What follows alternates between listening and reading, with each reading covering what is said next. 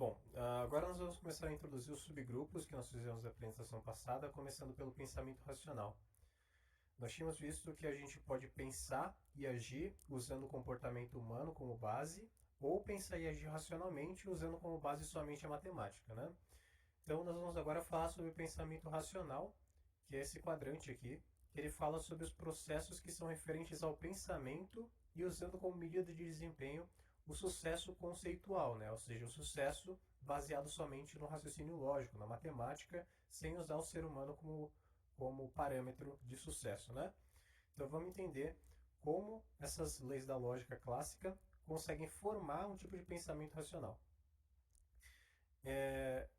Bom, existem quatro leis do pensamento. Você tem o princípio da não contradição, o princípio do terceiro excluído, o princípio da razão suficiente e o princípio da identidade.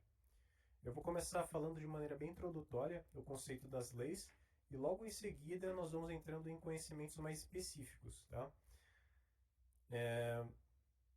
O filósofo Aristóteles ele foi um dos primeiros a tentar codificar um tipo de pensamento correto, né? Sendo esses pensamentos corretos esses processos que levam a algum tipo de raciocínio que é irrefutável. É, Ele foi o pensador que inventou uma ferramenta lógica chamada de silogismo, e o silogismo ele serve para fornecer uma forma de padrão, né? Uma forma de estrutura de argumentos padrão que sempre resultam em conclusões que são corretas. Ou que e elas só são corretas porque elas recebem premissas que também são corretas. Então, por exemplo, se eu falar Sócrates é homem e eu falar todos os homens são mortais, que são duas premissas diferentes, eu consigo juntar essas duas premissas e criar um pensamento novo, né? Por exemplo, aqui, ó, Sócrates é homem, todos os homens são mortais, né? Em uma frase eu tenho a palavra homem e na outra frase eu também tenho a palavra homem. Se eu usar essa palavra, que é um referencial em comum entre essas duas premissas, eu consigo juntar o Sócrates aqui e esse mortal que está na segunda frase e criar uma terceira frase, que é aquilo que a gente chama de dedução. Né? Então, se Sócrates é homem e todos os homens são mortais, eu consigo deduzir que Sócrates é mortal, porque Sócrates também é homem. Né? Então, esses estudos do Aristóteles deu início a um campo que hoje a gente chama de lógica, né? Lógica clássica. Então, essas leis da lógica, que é o que nós estamos chamando aqui de leis do pensamento, né? E o Aristóteles e toda a lógica clássica deve uh, uh, defender esse princípio de governo, né? Que é um governo de operação da mente, né? Ou seja, você tem como operar com a mente meio desgovernada e com a mente governada, né? E quando você usa as leis do pensamento para reger a forma que você pensa, você tem mais facilidade de conseguir ter um pensamento mais lógico, né? Ter um pensamento inteligente, um pensamento que faz sentido lógico, né? E aí, seguindo essas leis do pensamento, você tem uma facilidade para não entrar em contradição, né? Então você se contradiz menos, você fala menos besteira e assim por diante, né? Então essas leis da lógica é, deram início no século XIX a um tipo de notação, né? E essas notações elas precisavam de declarações sobre todos os tipos de coisas que existiam no mundo, né? E a relação que essas coisas que existiam no mundo tinham em relação em si, né? Então a gente tinha coisas no mundo, a gente colocava elas em relação e aí a gente criou todo esse campo que é muito parecido com o jeito que a gente vê as notações aritméticas dentro da matemática, por exemplo, né? Então, por volta lá de 1965, lá no meio do século XIX, existiam alguns tipos de programas que eles conseguiam resolver qualquer tipo de problema solucionável que era descrito em um tipo de notação lógica. Né? Então, a gente juntava essas notações e a gente tentava resolver um certo tipo de problema com essas notações.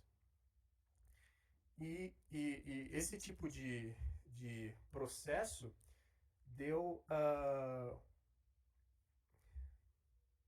deu o início de uma certa tipo de tradição nessa época que foi chamado de tradição logicista, né? E a tradição logicista dentro da inteligência artificial vai tentar desenvolver alguns programas para tentar criar sistemas que são inteligentes, sistemas que têm autonomia para pensar para pensar sozinho, né? Então, essa abordagem chamada de tradição logicista, ela inicialmente ela teve alguns problemas, que são alguns obstáculos que a gente enxerga ainda hoje, né? O primeiro obstáculo é que não é muito fácil você conseguir anunciar um certo tipo de conhecimento que é informal, né? Nos termos que são exigidos pela lógica, né? Que são termos formais. Então, a gente tem muito conhecimento que é informal no mundo, mas para a gente usar os conceitos da lógica, a gente tem que formalizar esse conhecimento, né? E, bom, formalizar esse tipo de conhecimento é muito difícil porque a gente não tem esse pensamento de alguma coisa 100% correta ou 100% falsa, né? E essa é uma das leis que a gente usa para conseguir entender o que é uma proposição, né? Uma proposição é aquilo que tem sujeito e predicado, é aquilo que é declarativo, e uma proposição ela tem que ter um valor verdade. Esse valor verdade pode ser positivo, né? No caso verdade, ou pode ser negativo no caso falso, né? Mas a gente, nesse mundo complexo que a gente vive, a gente tem muitas afirmações que a gente pode falar assim, depende, né? Por exemplo, eu consigo enxergar, né?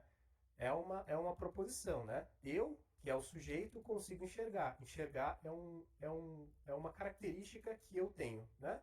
Mas eu nem sempre, às vezes, consigo enxergar. Quando eu fecho os meus olhos, eu não estou enxergando, né?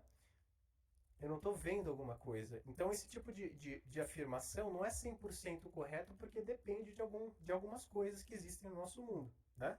Existe, existem certas circunstâncias onde aquilo não é correto, onde aquilo não é verdade, né? Então, esse é o primeiro obstáculo. O mundo ele é muito complexo e é muito difícil a gente conseguir colocar essas notações lógicas em frases que elas vão ser 100% corretas, que é aquilo que a gente chama de axioma dentro da matemática, né? E esse segundo obstáculo que a gente tem na tradição logicista é que existe uma grande diferença entre você ser capaz de resolver um problema, em princípio, e colocar ele na prática, né? É aquele famoso dilema lá que é muito fácil você responder um certo tipo de coisa na teoria, mas você colocar em prática é extremamente complexo e complicado, né? Então esse também era um problema que se tinha naquela época e ainda existe até hoje, né? Então, é, esses mesmos problemas, eles podem ocorrer em em pequenos exemplos, né? Então, mesmo que você esteja pegando apenas algumas centenas de fatos, o que é pouca coisa, você consegue esgotar esses recursos computacionais que a gente vai utilizar para resolver um certo tipo de problema em qualquer tipo de computador, né? Então, a menos que você tenha alguma orientação sobre essas etapas de raciocínio que você deve tentar primeiro, você vai perceber que o computador ele vai ou demorar demais ou não vai conseguir fazer aquilo num tempo que seja aceitável para a gente. Então a gente já tem que saber como programar ele de uma forma que ele seja eficiente e que ele resolva o problema de maneira satisfatória, né, para a gente. E aí satisfatório para a gente vai depender do tipo de problema e etc. Né? Mas embora esses obstáculos eles se apliquem a qualquer tipo de tentativa de construir um sistema de raciocínio computacional, eles surgiram primeiro nessa tradição logicista. Então eu estou dizendo isso só para que você tenha uma ideia de quando começou essa, essa, essa noção de querer fazer com que a lógica realmente seja é, usada como uma regência de governo da mente. Né?